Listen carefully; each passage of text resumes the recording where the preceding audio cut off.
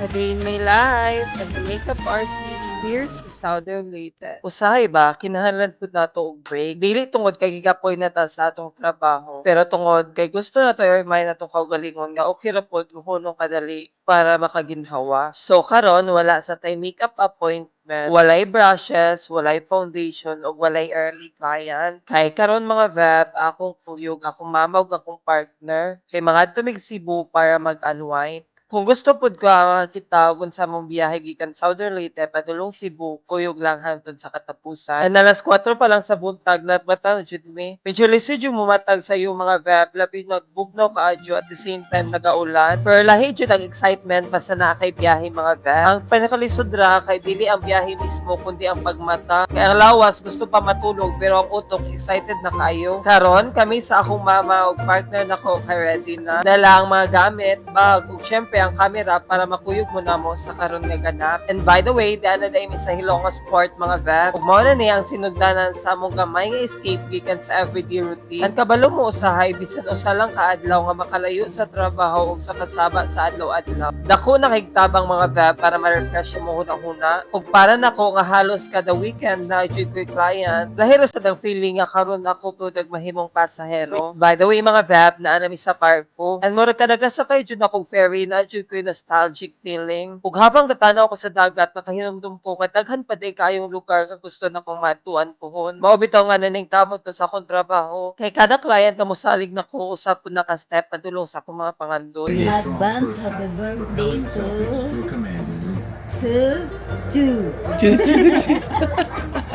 And samtang nagdagan ang barko, peaceful kayo tan-awon ang dagat. Ang naka-remember ko nga usahay parehas pod ang kinabuhi sa dagat. May panahon nga kalma ka, may panahon nga kusog kadyo ang balo. Pero bisan unsa pa na padayon gihapon ang barko sa ilang destinasyon. Parehas pod nato bisan kapoy, bisan daghan og challenges padayon gihapon. And syempre dili mahimong mawala ang pamahaw mga vebno. Kay kung walay pamahaw mga veb, magluya jud ni diring tapita. Kay diri mga veb, noodles ra jud mo gikaon mga vebno kay way lain na kaon diri sa barko. Bisan simple ra mo gipangaon, lahi ra jud ang basta biyahe mo lang mas lami tanan. Kamo unsay favorite ninyo kanon basta na mga biyahe mga veb? Basta ako mga veb no tanan akong makaon mo sa biyahe lami jud sa akong manlasa. Mo na akong paborito sa biyahe, walay pressure, walay deadline, walay clients nga naghulat. Ug walay oras na kinahanglan gupton. Kaya among buhaton karon kay mag-enjoy lang sa moment. Usahay kinahanglan po nato i-appreciate ang gagmay nga butang, ang view, ang hangin, ang katawa sa atong pamilya. And finally mga veb, mga alas 12 na niabot na jud mi finally sa Cebu. Ang kapoy sa biyahe pero worth it kaayo mga veb. Sa tinuod lang, dili man kinahanglan nga mahal nga vacation para malingaw. Basta kuyog ni mga taong importante mo, lingaw kaayo mga veb. And finally, kay naa naman ta sa Cebu mga veb, dili nato kalimtan nagmukhaon og lunch. Kay to be honest, gutom na kayo mga veb no. Kay imagine 4 AM dyan nag-noodles rami. So wa jud mi nabuhat mga veb kay nihunong sa diri sa Jollibee. Kay medyo kutoy na jud kadyo kamong tidyan mga veb no, hapit na kabuhian si Mother Earth. Muna una ko dyan natugkaon din napita mga veb no, kay mao ni pinaka-importante nga part sa atong journey. After yan ni mga veb, ni padung na mi sa mong hotel nga among accommodation. And grabe ka relaxing sa place. Pagkakita na ako sa pool where ang tanang kakapoy sa biyahe na kurot. Ang dili man kinahanglan daghan kayong activities. Usahay ang pagpahuay lang dyan ang pinaka-best nga reward sa kaugalingon. Ang kabalo mo sa makeup artist, permi ko ang nagaatiman sa uban. Pero importante po nga usahay atiman na to atong kaugalingon. Kay kung permi lang trabaho, mahimong kapoy ang lawas muna mga vab. So on this trip, reminded me nga okay ra jud mo rest. Kay after sa rest, na-motivate pa jud ta mo balik sa tong trabaho. And mao to mong first day sa Cebu, excited pa kayo ko sunod adlaw kay daghan pa kayo ning mga experiences. And kung nakaabot ka hangtod diri nga video, comment down below kung taga-asa ka. Kay gusto kayo na ko makahibaw-an kung asa nakaabot ni ako mga vlog. Kung kayo pud paglimot og like, follow, share para makuyugan ko ninyo sa mga sunod na mga adventure. And kita-kit sa next vlog mga vap. Amping mo kanunay mga vap. Og more dito for today's vlog. Bye moy.